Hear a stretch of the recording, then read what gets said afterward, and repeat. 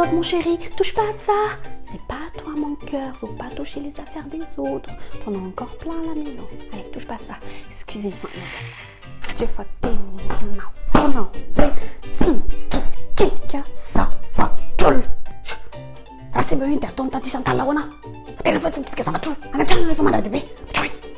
Hé, mon chéri, descends de là, s'il te plaît. Sinon, tu vas tomber. Maman compte jusqu'à 3. Si tu descends pas, je vais te mettre au coin. Descends tout de suite. Tu vas te faire mal, mon cœur.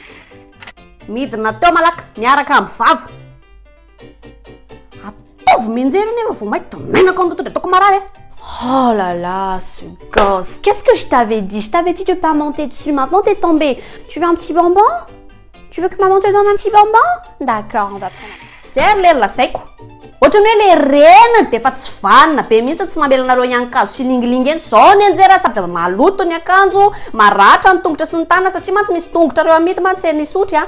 Ay, tomany mandala fofa revisaka mangina. Ny afata mihitsy dia davinareo. Sanangona. Inona ke mot passe comme l'application hoe tap sainte fa mila mandeva volana Madagasikara zao dia zao. Aiza akory ny ahafantarako an'izany? Tsy kesenao zao mihitsy niarany télécharger le application dia natao tato anaty téléphone hoe mba afaka mandeva volana Madagasikara. Eo sady tsy misy sarany dia tsy tadidinao hoana le mot de passe. Za mila mandefa vola zao dia zao satria nahita code promo hoe voanjo boro dia rehefa mampiasa ny code promo eo amin'ny application dia mahazo 10 € bonus.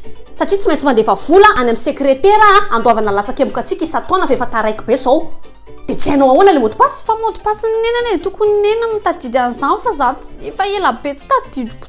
Rehefa ianareo ty fatifatana tonkiry reraky ny Facebook ty dia hainareo fa rehefa hitadidy mot de passe dia tsy hainareo le izy. Hop, sinon maman va se fâcher. Maman compte jusqu'à 3 et si tu éteins pas la télé, tu vas au coin.